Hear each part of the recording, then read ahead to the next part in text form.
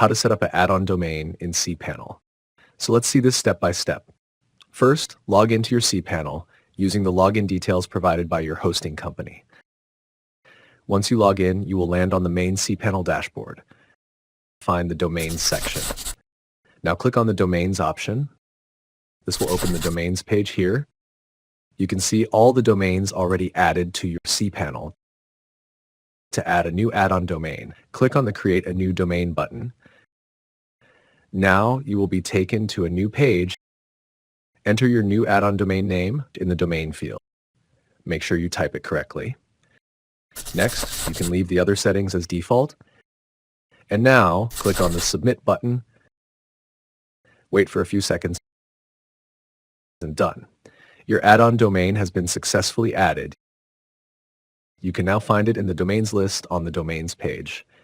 And that's how you easily add an add-on domain in cPanel. If you found this tutorial helpful, please like the video, leave a comment below, and share it with others. And don't forget to subscribe to the channel.